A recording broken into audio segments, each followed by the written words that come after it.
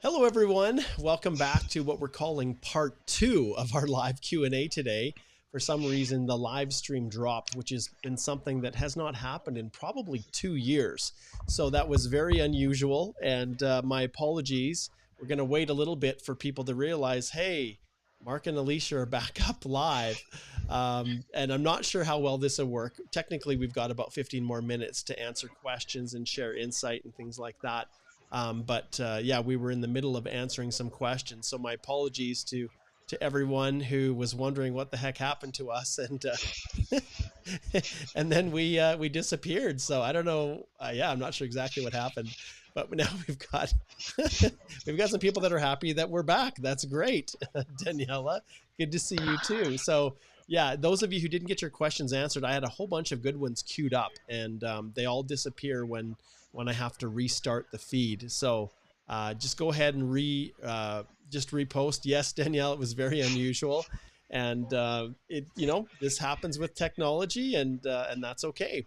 When you are the tech person and you're fortunately I have Alicia here as my subject matter expert to help carry the load, but sometimes we have these things happen, and yeah, there you go. And Daniela says, I thought it was my internet.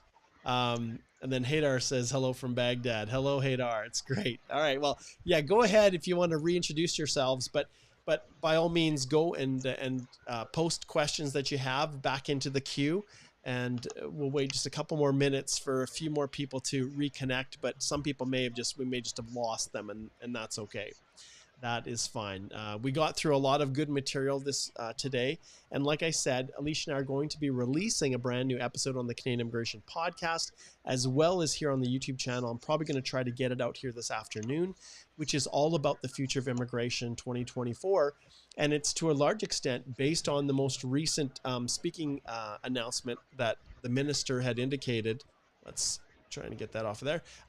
These are the speaking notes for an announcement related to temporary residence. And so we've done a special recording that breaks this down in detail, as well as other resources and other things that the minister has said to give you a better picture of what the future holds for Canadian immigration. So definitely watch for that.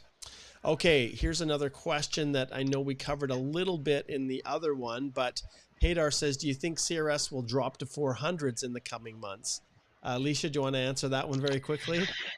Uh, Probably not, Hadar, unless you're in a category specific draw, right? So if you happen to be in a STEM occupation, which we've not had a STEM draw for a long time, so those CRS score points are probably going to be pretty high, even on the category specific for STEM, or you happen to be in healthcare or francophone, or you can fit in one of the other targeted draws, the general scores are going to be high. And so we have seen that they moved down from the high 500s to kind of like, 524 was the last draw. But there are, if you look at the number of people in the pool who are over 500, there are still thousands of people. And so it's unlikely that, and that keeps getting replenished. And so it's unlikely that we would have significant enough back-to-back general draws that it's going to scoop down into the 400s, unless they start doing maybe a CEC specific draw. And that remains to be seen. Mm-hmm. I want to give Omar a shout out here. He says, hello, Mark. I just wanted to let you know we got our e-coper. You helped us with our application. Thank you so much for your hard job and helping us. You're the best. Hey, my pleasure, Omar. We absolutely love hearing that. I'm going to give you a round of applause and congratulations. And this is what Alicia and I love to do. We absolutely love to work with people. So yes, we're here. We're answering your questions, but we hope that you will gain trust and confidence in our abilities and the knowledge that we have of express entry and of all immigration type applications. And ultimately, if you choose to get help, that you choose us. So that's kind of our hope. So Omar, we love it when people come back. And obviously when you go and anyone is going to our website to book a consultation, if I slide over here, you go to speak to a lawyer, and you can see, comments from a bunch of other people and how things went and their experience with us. So we really like those Google reviews, which is something that we've started, fairly recently. So they're coming in quickly. All right, let's get to our next question. And this one is from Dev. And Dev says, Mark and Alicia, is there a difference between income proof and proof of funds by IRCC. So we don't know the context of this, Alicia, but basically an ADR asked for income proof, including 4 recent pay slips and an employer letter. And I think there's another piece for a non-EEPNP application. I am so grateful they asked this question, Alicia, because this is something that we are seeing very, very frequently through the PR portal now. And those of you probably need to understand that for the most part, when you're going through a PNP application through the PR portal, it doesn't ask for reference letters. It doesn't ask for pay slips. Why are they doing this, Dev? They're doing this because of program integrity. And for some reason, and we don't know exactly what the root of it is, but there's likely a high rate of fraud. People that are, got their PNP nominations maybe through some fraudulent means or through some misrepresentation. And it's reached the point now that we're seeing a lot of requests after the fact for these documents. And it really comes down to integrity, because these are not ones that are originally requested in the document checklist.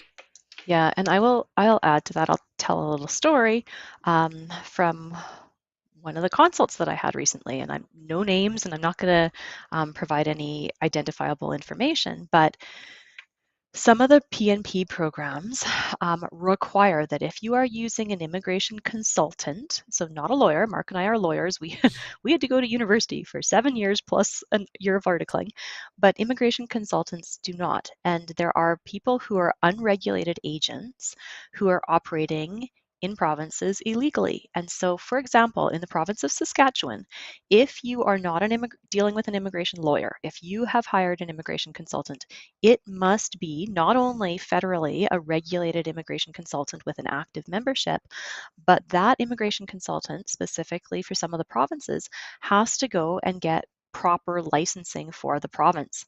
And often those unlicensed agents will try to create their own portal for you and try to file an application on your behalf.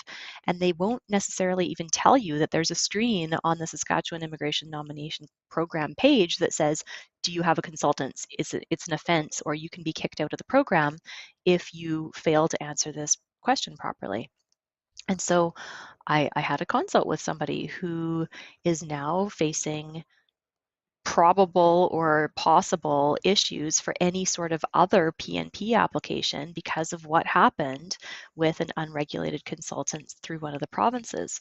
So make sure that when you're filing your application, you understand what was initially submitted through your portal, through the province, and also on your PR portal.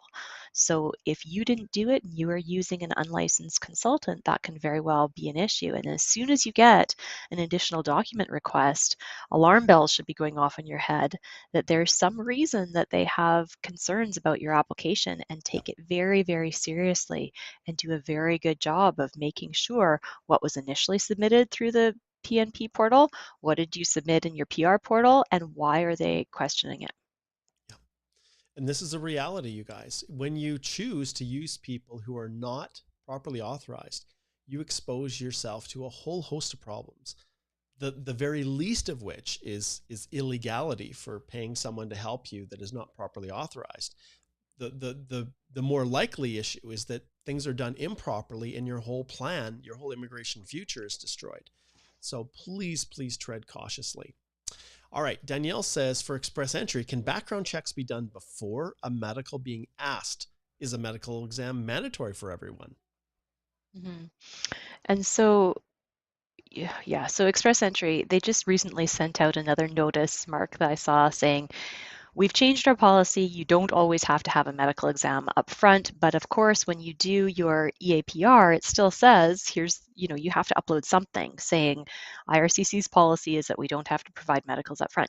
So yes, everybody does have to do for a PR medical exam. You've got to do that immigration panel physician exam because they have to check for tuberculosis and other communicable diseases, as well as whether you could have excessive demand and be inadmissible.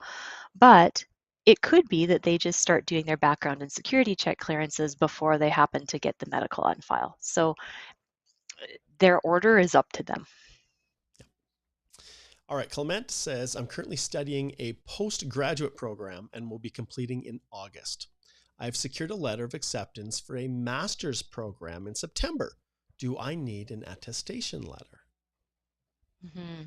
So as long as it's for sure a master's level program. And so this is sometimes the tricky bit is some programs are like compressed masters, or some of them, there could be a question about whether it qualifies as a full master's program.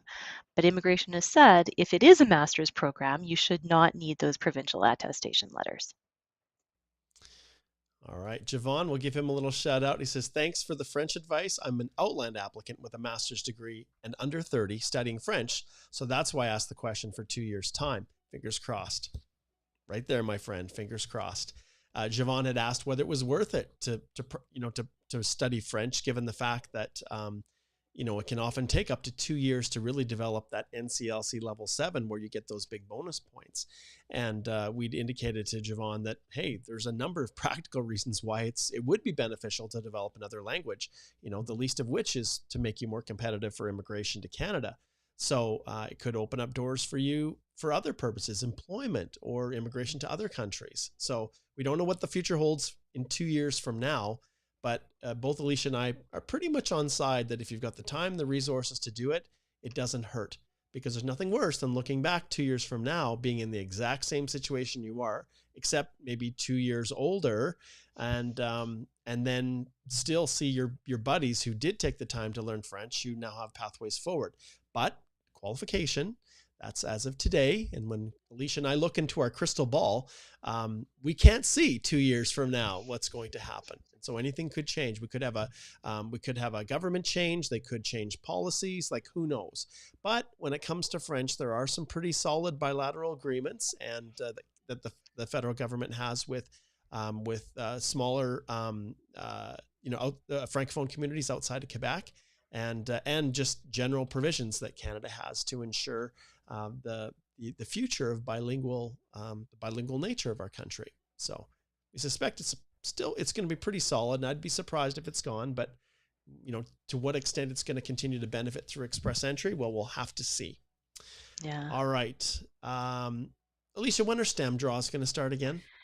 Yeah, and I'm wrong because I think 2 weeks ago I said we were going to have a STEM draw because we hadn't had a STEM draw for a super long time. So I'm clearly wrong. I hope that there will be another STEM draw. I can say, I hope within the next 2 weeks we'll have another STEM draw, because if we look back historically, there's been a lot of French, there's been a healthcare, there's been an ag, there's been transport.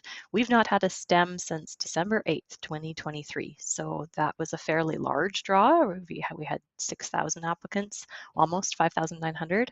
And the CRS went down quite a bit for STEM applicants, but now we haven't had anything at all. So I would hope that, yeah, we're basically at April, that hopefully there will be a STEM draw. Yes.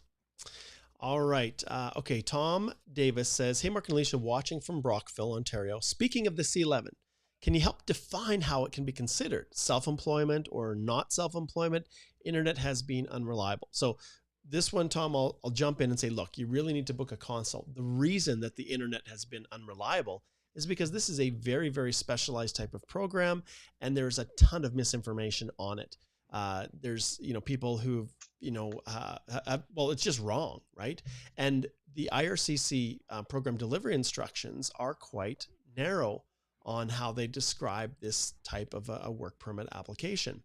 However, I recommend, Tom, that you book a consult, and then we can talk about it, because C11 may not even work for you.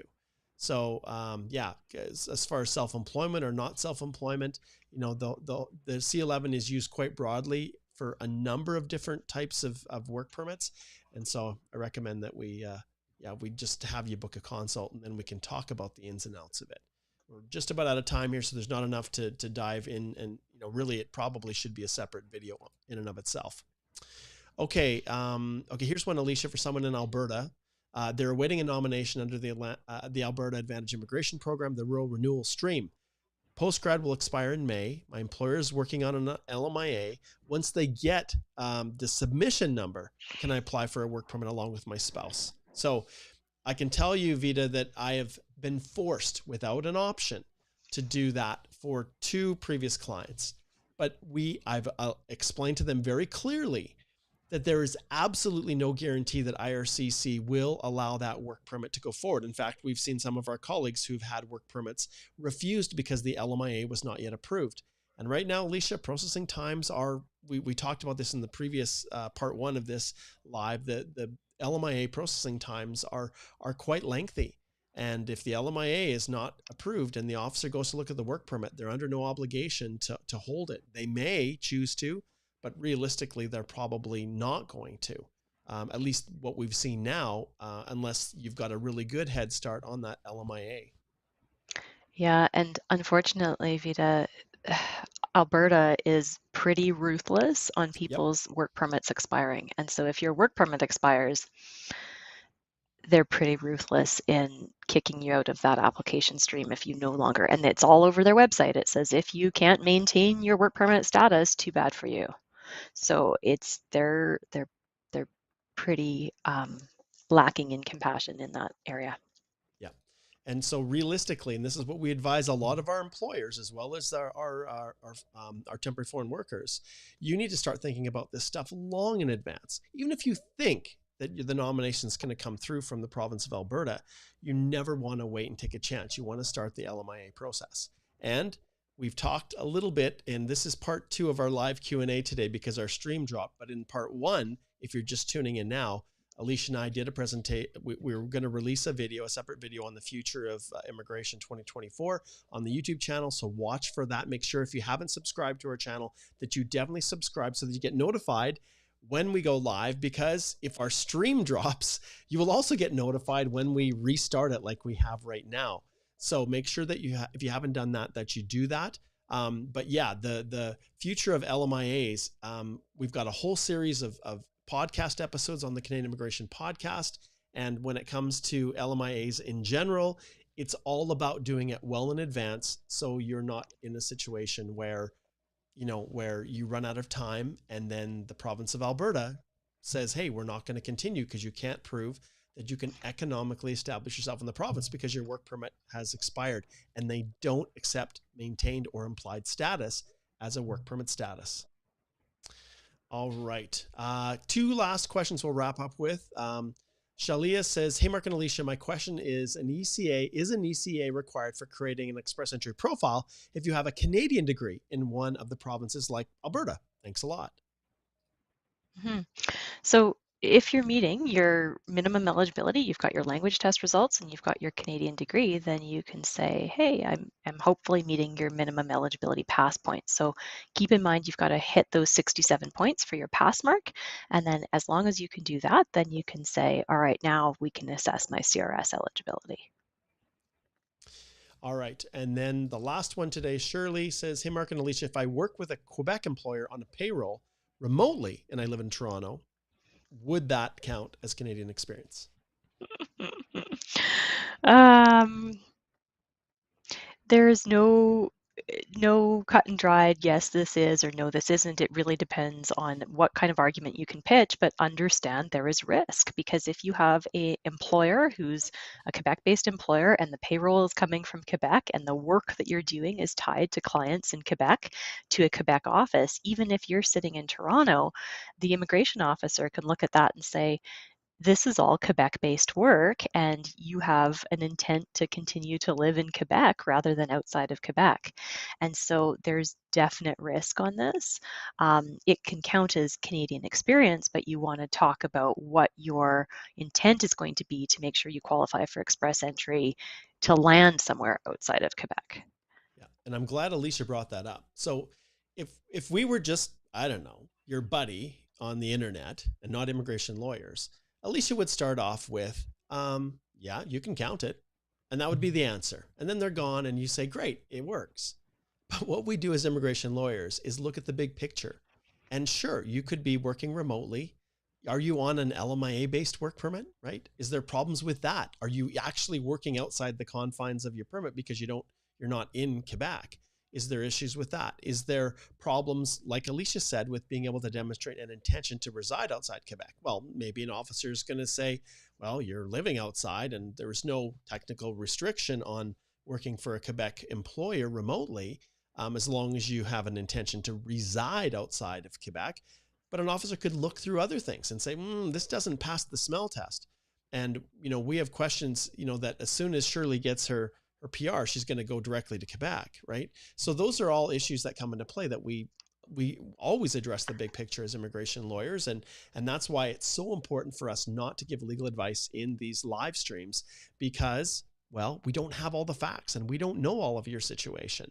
And what does it mean on payroll? And Quebec employer, do they have are they only physically domiciled in Quebec? Do they have operations in Toronto, but your payroll is with the Quebec entity? So there's all of these different factors that only can be addressed properly in the context of a consultation. So we would, once again, those of you who have these types of complicating situations, that you definitely consider booking a consult. And those of you who are looking at express entry, the future of express entry, wondering if you qualify, whether you're inside or outside Canada, well, do like Tom did right here.